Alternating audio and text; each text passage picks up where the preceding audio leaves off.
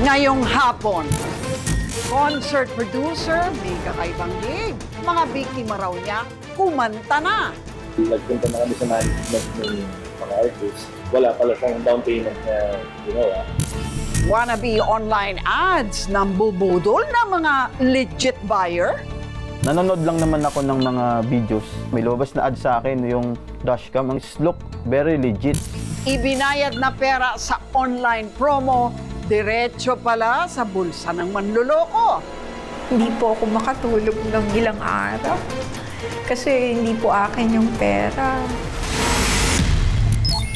Mahirap talagang magtiwala ngayon sa dami ng mga manloloko.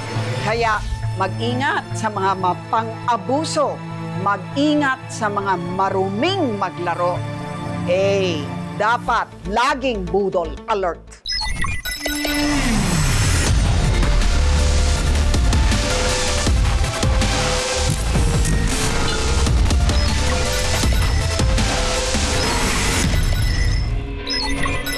Masarap kumain sa mga restaurant, lalo na kung may extra pang tugtugan ng mga sikat na banda. Pero walang kamalay-malay ang mga may-ari ng restaurant na dyan pala magsisimula ang pambubudol sa kanila. Brian, ikwento. Iba rin ang utak ng producer na to, Lucci. Tatlo ang nabudol nito. Yung bar owner, yung bumili ng ticket, at saka yung mismong banda. Pati banda, ha? Oo, kasi magpapanggap itong producer na kaya raw kunin yung mga sikat na banda. Sikat talaga, ha? Oo, ngayon, sikat ito ngayon, yung Cup of Joe, at saka yung isang artista na si Arthur Neri. Kaso, maglalakong para raw bula itong producer. Kaya galit yung banda, galit yung bumili ng ticket, at kawawa ang bar owner.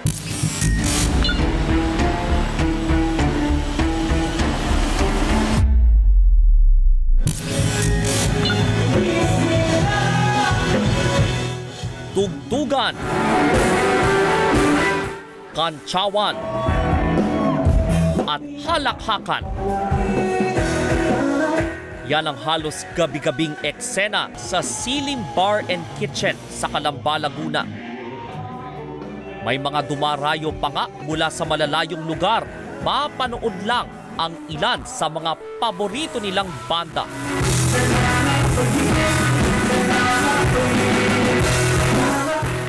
Business as usual para sa owners ng bar na sina Carlo, Kurt at Steven.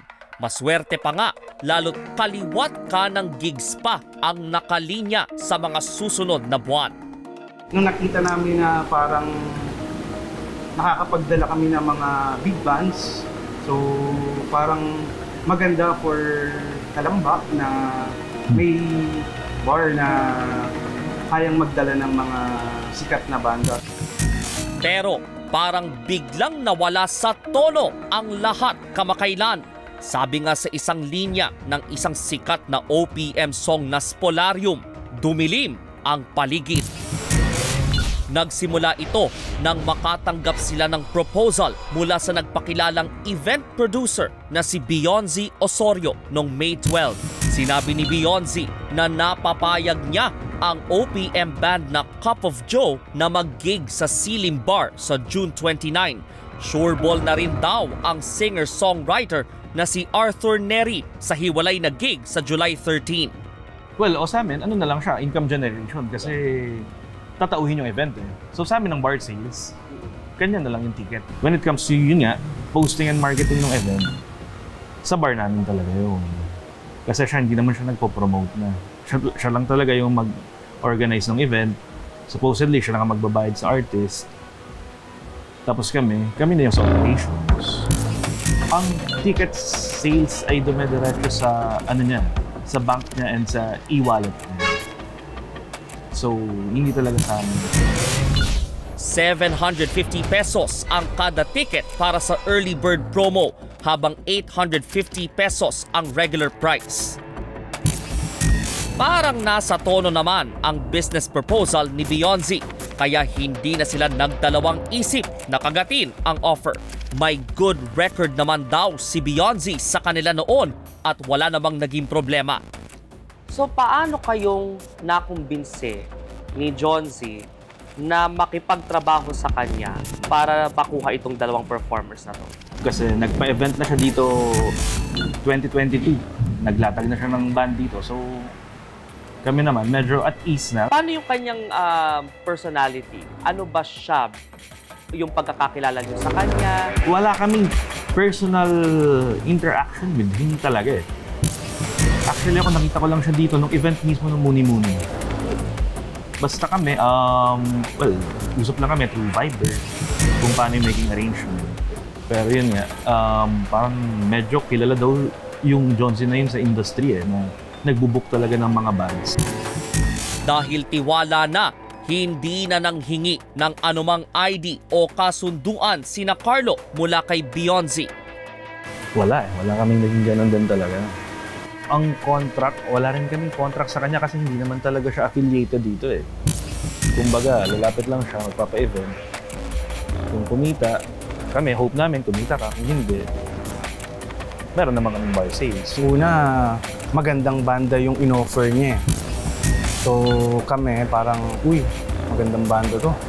Parang opportunity sa amin yun. Kaya medyo walang kumontra eh.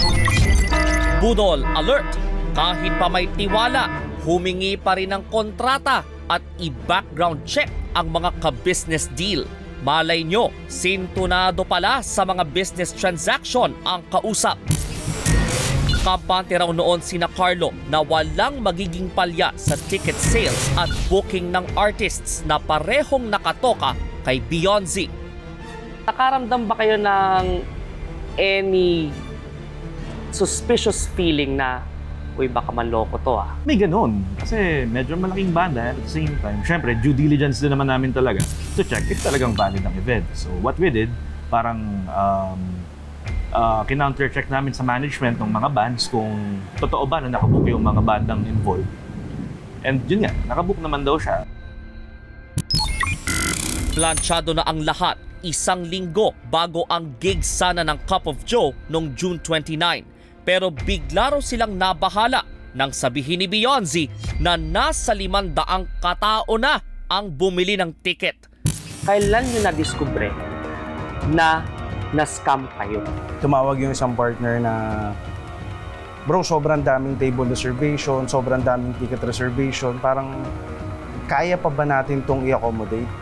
Sabi ko, bro, kaya naman natin yan. Mag-plan na lang din tayo, meeting tayo ng plan. Tapos para kung nagbiro lang na parang ang dami nga, totoo pa ba to? Dahil may agam-agam na, sinerch ni na Carlo, Kurt at isa pa nilang business partner na si Steven ang pangalan ni Beyonce online.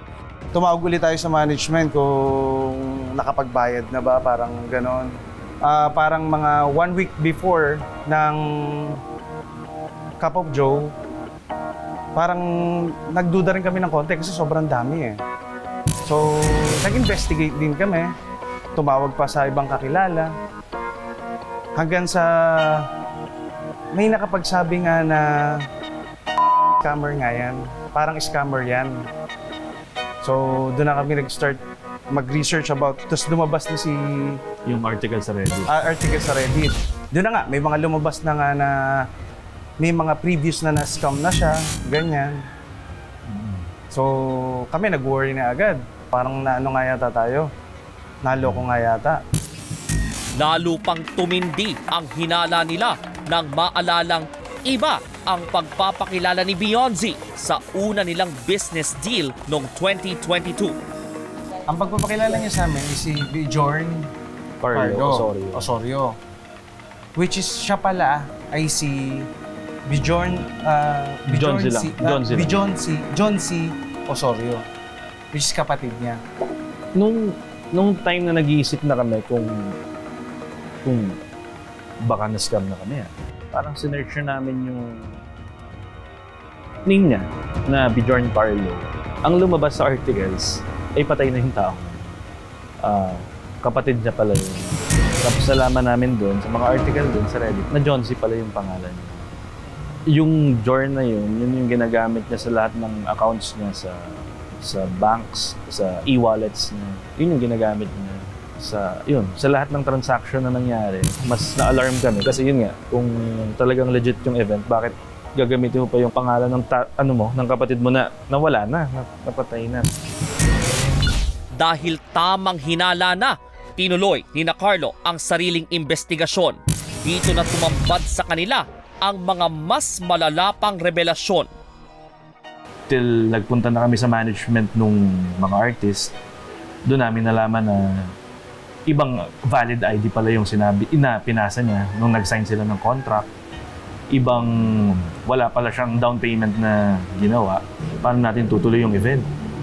Patay tayo. Ang dami ng taong umaasa na matutuloy yan. Tapos ganito, bigla natin mababalitaan na yun pala. Kung sa mga owner ng Silim Bar, Bjorn Carlo ang pakilala ni Beyonce, iba naman daw ang ginamit nitong pangalan nang makipagkasundo sa management ng mga artist. Nung sinabi namin yung issue niya na nakita namin sa Reddit, so nagbigay na ng minimal info yung management, like yung kung eto ba yon. So doon namin nalaman na ay hindi yan yung pangalan, peki yung ID. Pero yun yung mukha. Yun yung mukha. So yun nga, lumabas nga doon sa investigation na ibang pangalan yung nga doon sa ID. Kaya patay, ibang tao nga, ibang ID nga yung ginamit. Charlie Rosales. O pare ko, ano ba naman ito? Parang nag-overdrive ang isip ni Carlo sa narinig. Agad silang nag-post sa Facebook na hindi na matutuloy ang gig ng Cup of Joe sa July 29 at ni Arthur Neri sa August 1. Ang masakit pa, pinutakti sila ng mga bumili ng ticket at nagpa-reserve ng table sa mga araw ng inaabangang gigs. Hindi raw alam ni Carlo ngayon kung paanong tutugunan ang mga humihingi ng refund. Sa amin, masakit. Hindi naman, hindi naman namin ginawa. Hindi naman kami yung scam. Bakit kami yung pagbibintangan? Although, naiintindihan din namin sila na, kami talaga yung client-facing. Kaya ang ganda lang din siguro nitong platform na to para malinawan sila na, biktima din kami. Kung may kalaban tayo, yun yung totoong scam. Hindi kami, kasi kami nagne-negosyo ng patas. Kung susumahin, nasa 800 katao ang bumili ng ticket para sa dalawang event. Kaya sa tansya nila, aabot sa 700,000 pesos ang naitakbong ticket sales ni Beyonce. Susunod, nirereklamong event producer, notorious na palang scammer sa lugar nila. Abangan yan mamaya sa Budol Alert.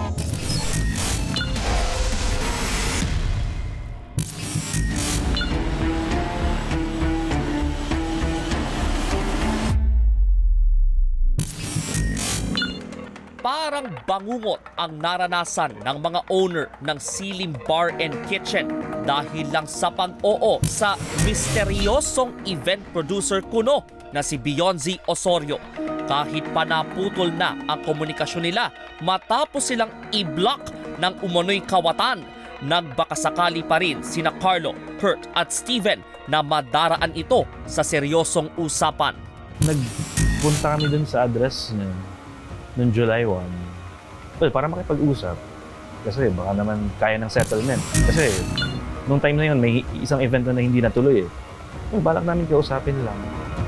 Kung hindi mo itutuloy yung event, baka pwedeng ibalik mo na lang yung pera para wala nang gulo. Oo, kasi kami yung napapasama. Pag punta namin doon, walang tao. Sabi ng mga tao sa barangay, hindi na daw doon umuwi.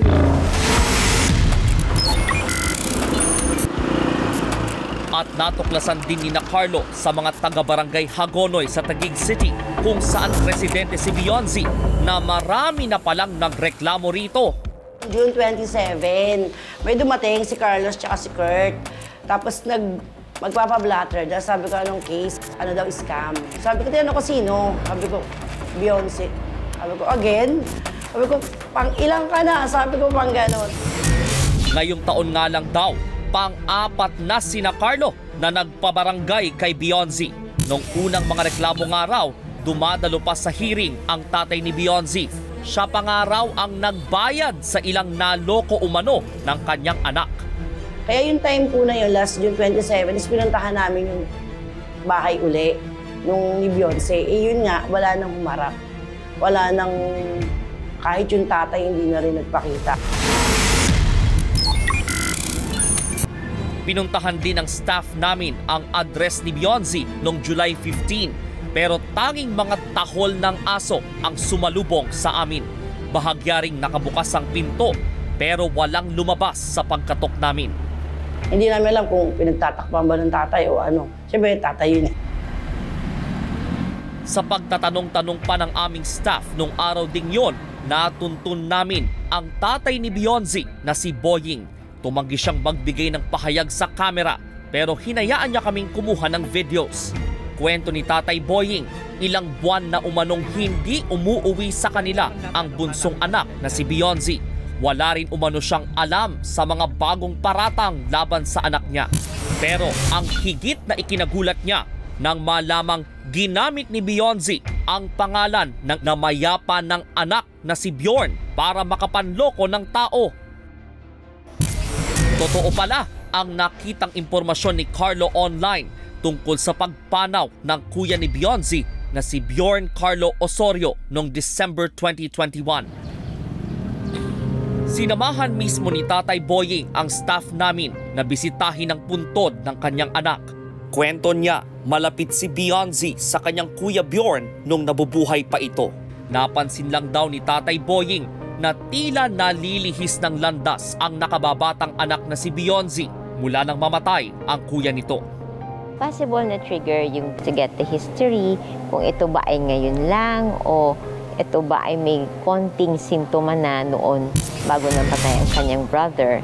And pwede din kasi na yung brother's death niya is one ultimate trigger that could have exploded the symptoms. Nakwento rin ni Tatay Boying sa amin na hindi naman daw siya naging strikto sa pagpapalaki ng mga anak niya. Kung uuwi nga raw si Beyonce sa bahay nila ngayon, ipagluluto pa niya ito at pagsisilbihan. Kung titingnan mo ang isang taong merong antisocial personality problem, ito yung mga gumagawa ng mga bagay against the law. Going back to childhood, may nakikita ka na ang parents nila can be lenient, yung pinagbibigyan, hindi pinapatrabaho, hinahayaan lang. So, ang possibility na malaman niya kung anong tama o mali, baka may problema tayo doon kasi they're not strict, Sinamahan namin sina Carlo, Kurt at Steven na maghain ng kaso sa Cybercrime Investigation and Coordinating Center o CICC. Aminado silang pahirapan ang pag-trace sa perang pumasok sa e-wallet at mobile banking app na ginamit ni Beyonce. After all, the Philippines has still a bank secrecy law. While it is not anymore a practice in the international scene, the Philippines still retains its bank secrecy law, which really limits the giving of information to investigation or law enforcement agencies. Natapos na raw ang investigasyon ng cybercrime body sa kaso ni Beyonce. Ipauubayan na raw nila ito sa PNP o sa NBI. Our law enforcement partners will be contemplating on filing estafa cases in relation to the Cybercrime Prevention Act of the Philippines and probably other new laws instituted in the Philippines. Dahil sa nangyaring sakit ng ulo, time out na raw muna ang Silim Bar and Kitchen sa pagpasok sa mga ganitong transaksyon. Sabi nyo nga, first time ninyong maloko ng ganito. And your business, medyo bago pa, 2 years. Anong klaseng pagbabago ang gagawin ninyo sa inyong operations para hindi maulit yung ganitong klaseng scam? Well, siguro, una, hindi muna kami magpapapasok ng third party kasi for the longest time naman, wala naman kaming third party talaga. Ang pangit yung maulit pa to sa ibang businesses na pumaparehas naman, hindi naman gumagawa ng mali. Tapos, dahil lang sa isang scammer, masisira yung negosyo na pinaghirapan ng mga tao. Ako po si Brian Basa at ito ang aking Budol Alert. Susunod sa Budol Alert, sponsored ads sa social media, peke pala, yan ang Budol Alert ni Jess De Los Santos.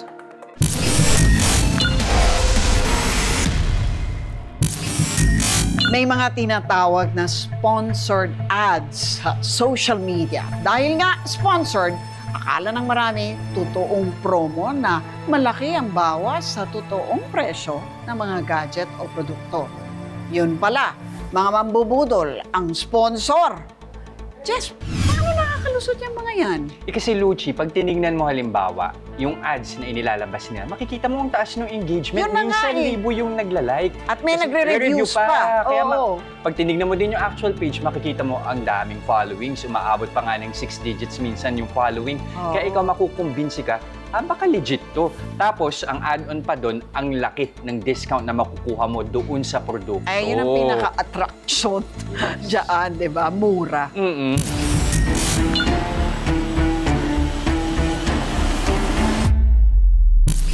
Mahilig sa promo ang maraming Pilipino. Mapa online o personal na transaksyon, hahanap at hahanap tayo ng mga katagang sale o buy one, take one. Aminado riyan ang madiskarting tatay na si Jefferson.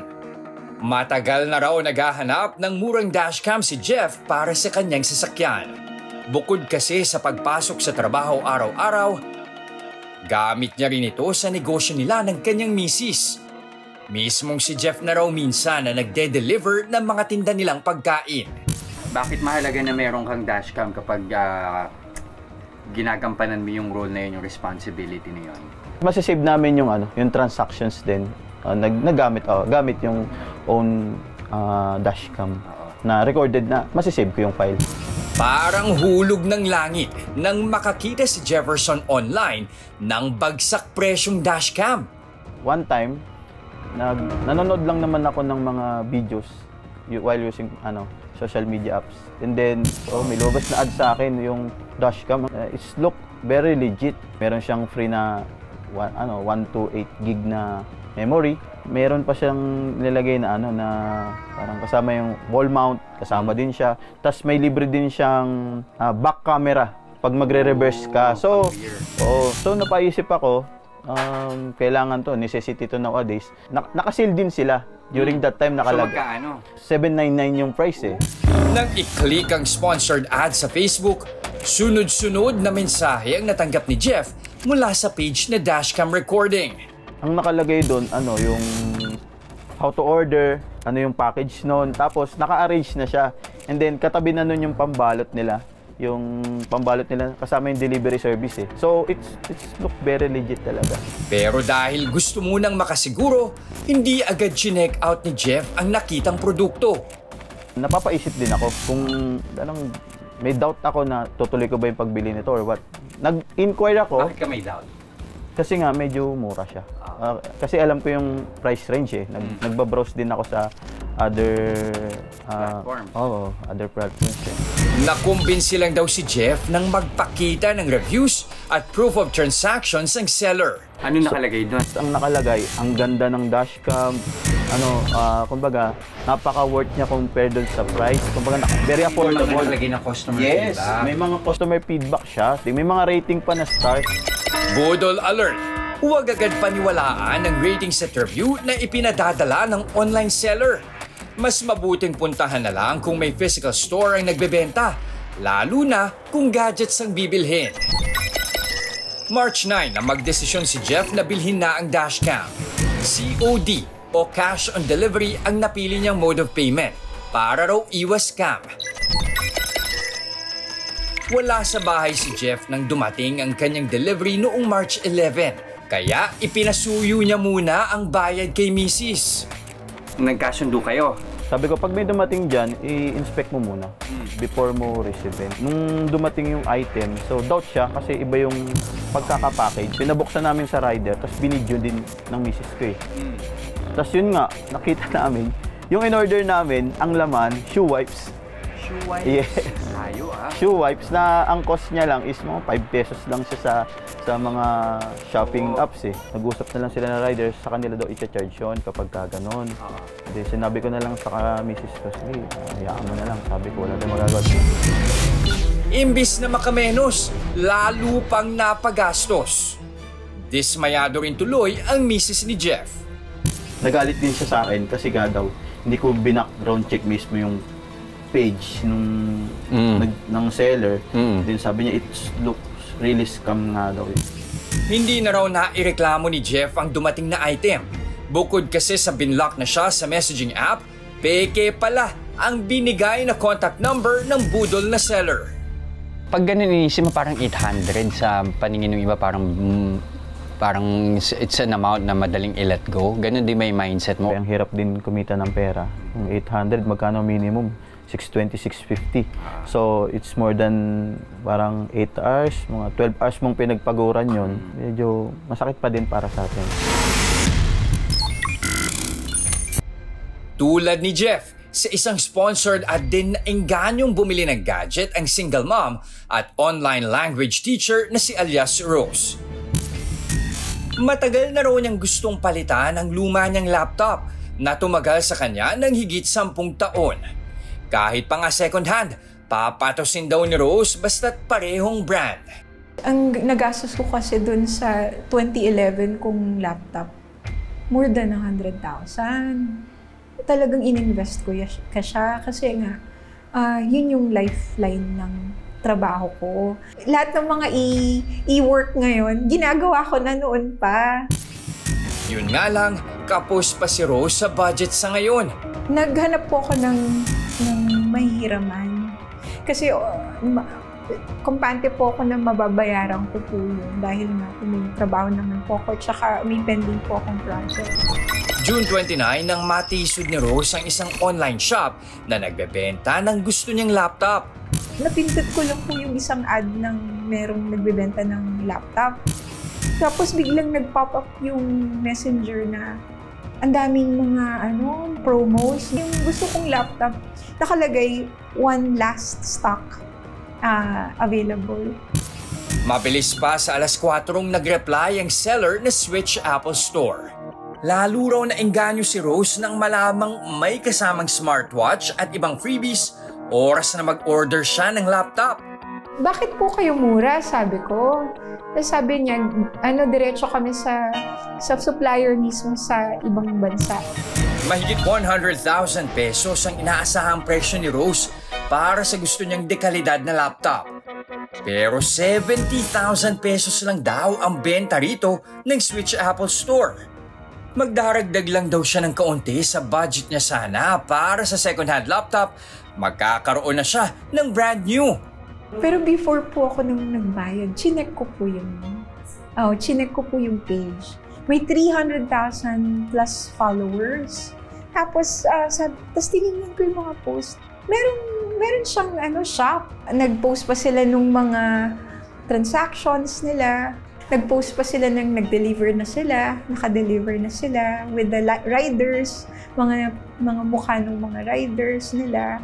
Tapos nag-post din po sila ng mga artista. Nang time na yon, nagtuturo ako. Sinabihan ako bigla sa middle ng turo ko, ma'am, kukunin niyo po ba? Kasi may kukuha na, isa na lang po yung nandito. Sabi ko, ako kukunin ko yan. Nagpadala si Rose ng 70,000 pesos sa mobile banking account na binigay ng online seller. Pero tila nag-iba ang ihip ng hangin matapos magbayad ni Rose. Matantagal, nag-acknowledge lang ng payment. Tapos, nung hinihingi ko na yung resibo, wala na akong narinig na block na ako. Hindi po ako makatulog ng ilang araw. Kasi hindi po akin yung pera. Problemado ngayon si Rose kung paano babayaran ang hiniram na 70,000 pesos para makabili ng laptop na magagamit niya sana sa mga racket. Hiniram ko yun kasi dun sa isang kaibigan ko na alam niya na I'm working hard. Inalaw niya yun na sige, pero please pay it immediately once meron na, ganyan. So all my life na naging single mom ako, never akong nagkautang. Kung hindi ako kakain, okay lang, huwag lang magutom yung anak ko. Minsan na nga lang akong manghiram. Ganun pa yung nangyari. Nakita ko yung Facebook page noong dalawang gadget store, ano? Kapansin-pansin, halos parehas na parehas. Meron lang pagkakaiba doon sa pangalan. Yung isa, Switch Apple Store. Yung isa naman, Switch Apple Premium Reseller. Etong Apple Store, ang likes niya, 314,000. Ito namang sa isa, 78,000. Ang nakakabahala rito, yung 300,000, yun yung nang-scam. Samantalang itong 78,000 at mas mababa yung engagement, yun pa yung legit. Pinuntahan din ng staff namin ang address sa Facebook page ng Apple Switch Store sa Santa Rosa, Laguna. Tumangging humarap sa camera ang mga tauhan sa store. Pero kwento nila, halos araw-araw silang pinuputakte ng mga customer na gustong mag-avail ng mga promo na inaalok ng peking seller. Sa ipinadalang pahayag ng Switch Apple Premium Reseller, nagbabala sila sa peking ads at hindi makatotohan ang presyo ng peking seller na gumagaya sa kanila para makapanloko ng mga mamimili. Nakikipag-ugnayan na raw sila sa mga otoridad para mahuli ang mga kawatan sa likod ng peking page. Hinihikayat nila ang mga customer na direkta na lang bumili sa kanilang mga branch. Ayon sa Department of Information and Communications Technology o DICT, pahirapan ang paghabol sa naturang peking seller dahil nagbabayad ito sa social media company na Meta para sa sponsored ads. Gagamitin yung pangalan ng kumpanya nila at magpo-post ng ad itong mga scammer na may promo, 50% off dito sa mga produktong yan. Yung palang pag-click nila, hindi naman napupunta doon sa kumpanyang yan. Napupunta sa scamming site at doon sila nabibiktima. Hindi ito binevet ng social media platform. Kung sino man ang willing na magbayad doon sa ad na yan, pinopost lang nila. So, kung magkiklik kayo, wala silang assurance or guarantee na lehitimo yung mga nagbabayad ng ads na yan. Kung wala na rin lang namang magagawa, charge to experience, ika nga. Magiging maingat na lang sina Jefferson at Rose sa susunod at wala nang mabiktima pang iba ang mga salot na peking sponsored ad. Ano yung biggest learning for you here? Mas maganda pa rin, kahit na it costs time, magpunta ka sa mall. Never trust a page that doesn't have a review, nor comments, negative or positive. At nakakalungkot is itong mga social media platforms become their enablers. At it would seem that they're not doing much in order to control or to reduce itong mga scamming na ito na ginagamit yung platform nila. There has to be some way of making them accountable sa ganitong mga bagay na panloloko sa mga mamamayan. Totoo talagang binago ng social media ang buhay natin. Sa ngayon, naglipahan na talaga ang mga walang matinong magawang nakapeperwisyo pa sa iba. Kaya talasan ang paningin at panamdam. Mag-ingat sa mga kawatan online. Ako po si Jess de los Santos at ito ang aking Budol Alert. Abangan sa aming pagbabalik, Social Security System o SSS nagbabala laban sa mga naglipa ng text scam. Susunod na yan.